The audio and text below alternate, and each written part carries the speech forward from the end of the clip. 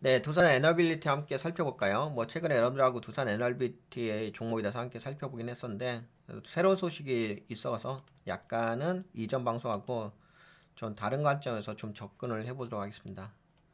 네, 현재로서는 네, 두산 에너빌리티가 유성형 캔들 나왔네요. 네, 고가로 네, 9.98%까지 올라갔었습니다. 그리고 지금은 약 8%대에서 움직이고 있고요. 뭐 여러분들도 아시다시피 좀 두산 에너빌리티에 대한 소식이 좀 올라온 게 있는데요. 그 소식부터 함께 살펴보도록 하겠습니다. 네, 이런 이야기가 요거죠.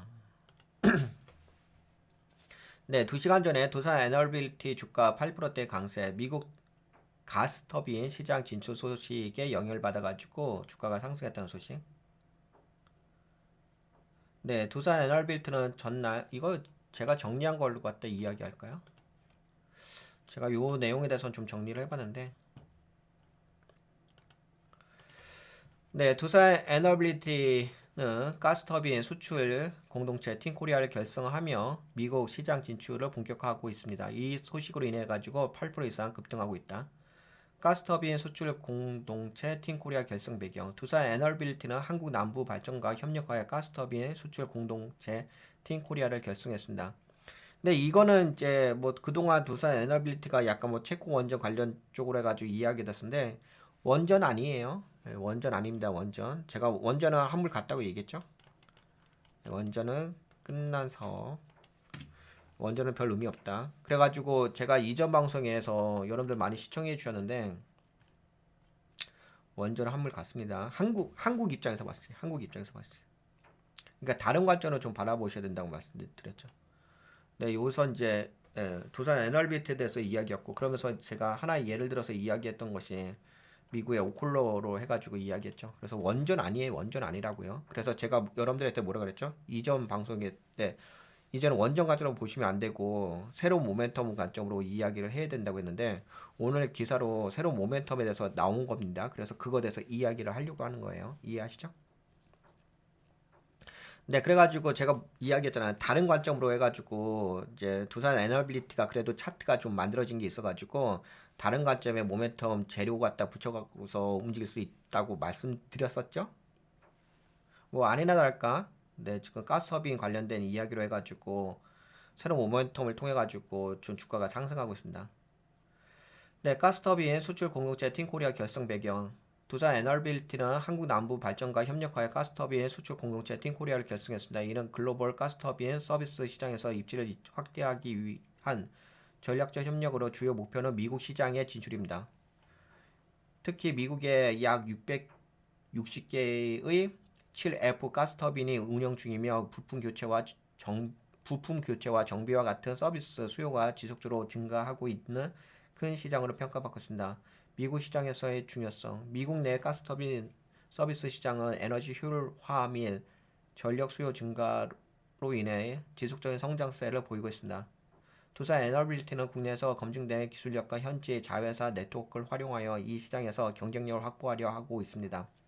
7F급 가스터빈은 대형 발전 시설에서 사용되며 유지보수와 부품 교체 시장에서 높은 부가가치를 창출할 수 있는 분야입니다.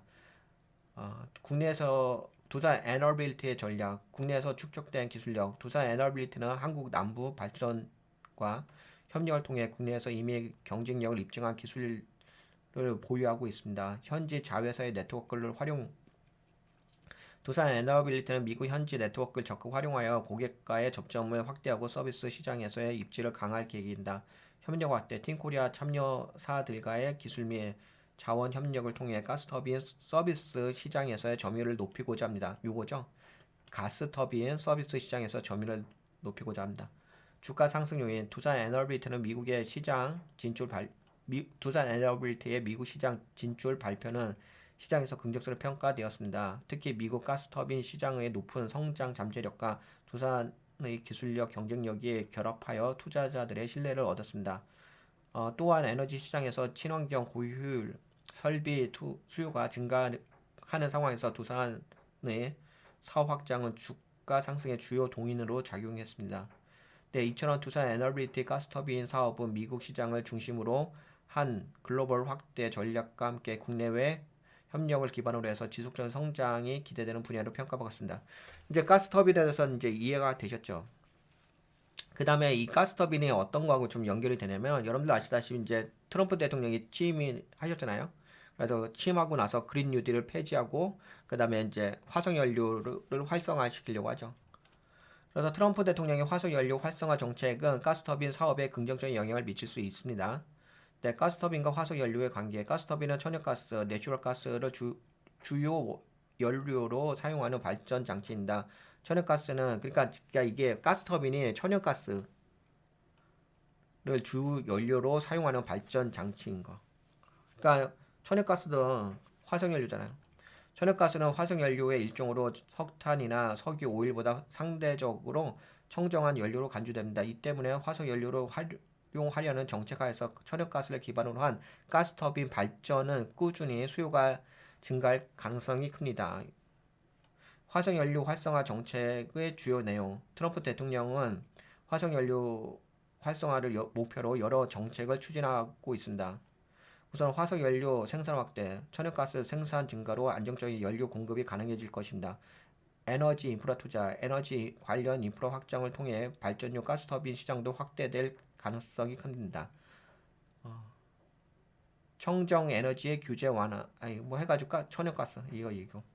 가스터빈 사업의 수혜 요인, 미국 내 천연가스 공급 증가. 미국은 세계 최대 천연가스 생산국 중 하나이며 트럼프 행정부의 정책은 이를 더욱 강화합니다. 천연가스의 가격이 안정되면 가스터빈 경쟁력이 더 높아질 수 있습니다. 노후 발전소 교체 수요. 석탄 발전소의 노후화와 폐쇄가 진행되면서 천연가스를 사용하는 고효율 가스터빈 발전소로의 전환 수요가 증가할 것입니다. 수출 기회 확대. 트럼프의 에너지 독립리의 수출 장려 정책은 미국 내 가스터빈 제조업체의 글로벌 시장 진출에도 긍정적인 영향을 미칠 수 있습니다. 잠재적 위험 요인. 그러나 화석연료 중심의 정책은 장기적으로 재생에너지 뭐 이런 거 넘어갑시다. 그리고 결론. 가스터빈 사업은 트럼프 대통령 화석연료 활성화 정책의 명확한 수혜 산업으로 볼 수 있습니다. 특히 천연가스의 안정적인 공급과 발전 효율성이 주요 정점으로 작용하며 이는 가스터빈 시장의 성장 가능성을 높일 것입니다. 이해가 되셨죠? 네, 이런 이유로 해가지고 네, 두산 NRBT가 가스터빈 요 사업에 진출에 대해서 오늘 이야기를 했잖아요. 네, 두산 NRBT 가스터빈 수출 공동체 팀코리아 결성. 그렇죠? 가스터빈 수출 공동체 팀코리아 결성. 이거 아시죠? 네, 그래가지고 뾰비봉해서 올라갔습니다. 예, 올라갔죠. 그 캔들 자체는 유성형 캔들. 그러니까 다른 건 아니고요. 무슨 이야기를 하려고 이 방송을 지금 진행하고 있냐면 이제는 원전 아니에요. 예, 저 원전 아니에요. 뭐 원전 해봤자 그 돈 얼마 남지도 않고. 네, 근데 이제 이거는 이제 그 트럼프의 화석연료 활성화 정책에 의해서 가스터빈 이 산업이 수요가 있을 거다. 사업의 발전성이 있을 거다. 이렇게 보는 거잖아요. 그래서 그런 관점으로 봤을 적에 뭐 두산 에너빌리티는 앞으로도 주목해 볼 만한 종목이라고 볼 수가 있긴 하겠죠. 다만 이제 저번 시간에도 좀 살펴보긴 했는데 좀 아쉬운 건 있죠. 좀 뭐가 아쉽냐면 이제 재무제표가 좀 많이 안 좋아진 부분이 있죠. 근데 너무 안 좋아진 건 아닌데 그래도 다시 한번 체크를 해볼까요? 항상 펀더멘털이 중요한 거니까. 네, PBR은 1.90, 그다음 유동비율은 68.63, 네, 외국인 지분율이 23.81. 왜 그래서 제가 저번에도 한번 봤는데 외국인 지분율이 23.81로 나쁘지 않더라고요. 그만큼 외국인들이 좀 관여를 하고 있으니까 유동 비율이 68.63 적정한 것 같고 그다음에 뭐 지분 매도는 특별하게 없죠. 오히려 매수를 했죠. 매수하고 나서 우회양 매집해서 올라간 거죠. 그리고 두산이 이제 지분율이 네, 대주주 30.39 갖고 있습니다. 뭐 최근에 매도 드린 거 없으니까 요 정도 보고 전자공시 재물 한번 다시 한번 살펴봅시다. 요거 나나나 여기 뭐 발전 설비 관련된 이야기가 있죠. 예, 그 중에서도 아까 전에 가스터빈 이야기했으니까 뭐 가스터빈 쪽으로 한다고 하니까 뭐 그런 관점에서 좀 의미가 있었다라고 볼 수가 있을 것 같고 뭐 어차피 발전 관련된 회사니까 네, 자산은 네, 이게 원이죠. 자산은 25조 2천억. 그리고 부채가 네, 13조 8천억. 자본이 11조 3천억. 이 잉여금은 1조 5천억. 그래도 이 잉여금은 증가하고 있어요. 자본잉여금은 오히려 근데 이게 잠깐만 이게 넘어갑시다. 여기 지금 자본잉여금이 약간 빠지고 이 잉여금이 증가를 했는데 이건 좀 넘어가고 그 매출액을 봅시다. 실제로 증가. 근데 줄어들었지. 예. 그러니까 근데 이게 이 회사가 돈을 못 버나? 그지 못 벌죠. 아 버나? 버는구나. 네. 우선은 이제 12조 7천억에서 12조 7천억에서 11조 6천억. 네, 4조 1천억에서 3조 3천억. 좀 매출이 줄어들었어요. 그래서 안 좋은 거죠. 매출이 줄었으니까. 영업이익을 보게 되면 1조 1천억에서 많이 줄어들었죠. 1조 1천억에서 7,826억. 그 다음에 3,100억에서 1,100억. 많이 줄어들었어. 영업이익이 많이 줄었어. 그렇다고 해서 돈을 못 버는 건 아닌데 맞다. 돈을 못 벌지. 예, 돈을 못 벌어요. 예, 맞다. 이 회사가 그 지금 이게 순이익이 마이너스가 됐죠. 손실됐죠. 아, 근데 여기서 벌긴 벌었구나. 네, 5,538억 원, 그리고 4,553억 원. 요 분기 때 좀 마이너스가 나온 거죠. 근데 요거는 뭐 일시적으로 그럴 수도 있어서 264억 원. 그래서 이제 근데 안 좋아진 건 있죠. 예, 좋아진 건 아니고요. 근데 제가 지금 보려고 하는 것은 너무 심각하냐 안 심각하냐 그걸 이야기를 하려고 하는데 뭐 그렇게까지 심각한 상황은 아닌 것 같아요. 그래도 뭐 기본은 되어 있다라고는 이야기할 수 있을 것 같아요. 그렇다고 해가지고 지금 상황이 너무 좋은 거냐 그런 건 아니에요. 그냥 기본만 되어 있는 거고 지금 가스터빈 관련된 이야기가 좀 나왔으니까 그 모멘텀으로 해가지고 앞으로 이제 두산 에너빌리티를 주목해 볼 수 있다는 이야기를 해드리려고 하는 거예요. 그러니까 보셨잖아요. 매출 다 줄어들었잖아. 영업이익도 많이 줄어들었고 그리고 분기 순이익도 마이너스 손실로 전환된 부분도 있고 물론 이제 뭐 누적으로 봤을 때는 그렇게까지 많이 줄어든 건 아니지만 그래도 약간 안 좋아진 건 있어요. 뭐 요거는 있으니까 다만 이제 오늘은 이제 모멘텀이 붙어가지고 가스터빈 관련된 그 모멘텀 붙어서 오늘 이제 날라간 거고 그런 상태에서 지금 수급을 좀 체크해 보게 된다면은 지금 프로그램 매수가 좀 들어오는 것 같은데 그쵸? 많이 들어왔다. 지금 이게 여기 보니까는 얼마 들어왔냐? 1,100억 들어왔네? 1,000억 들어왔네.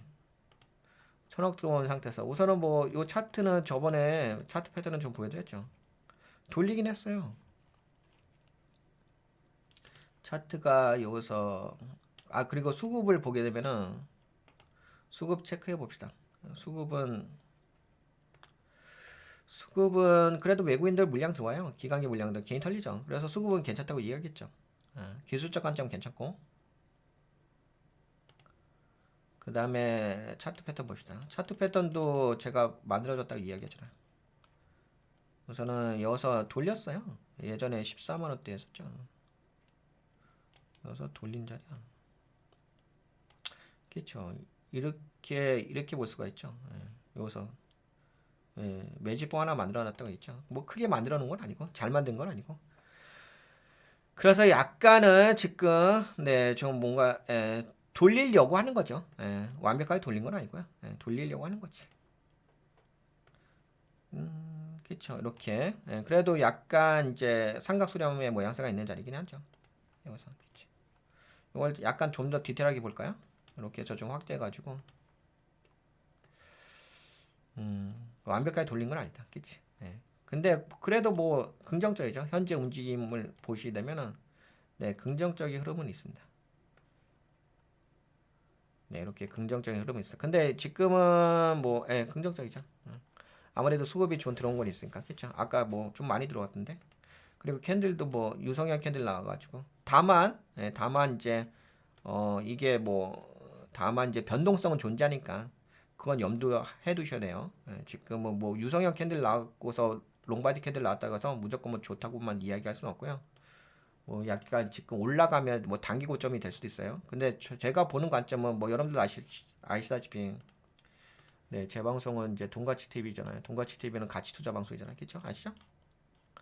가치 투자 관점으로 보는 거예요.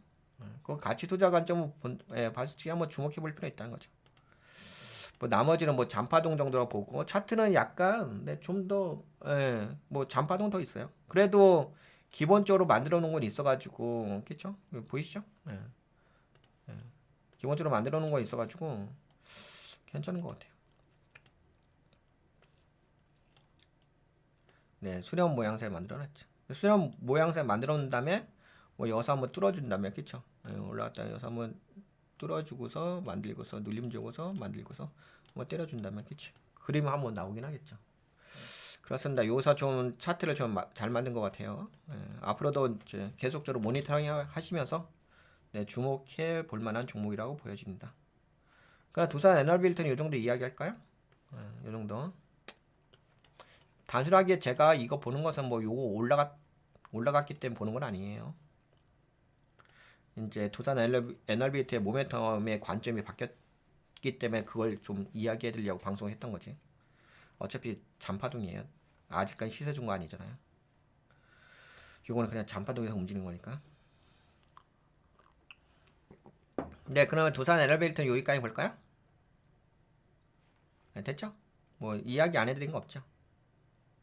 제가 준비한 자료는 여러분들하고 함께 공유를 한 것 같아요. 네, 그럼 두산 에너빌트 이 정도 보도록 하겠습니다.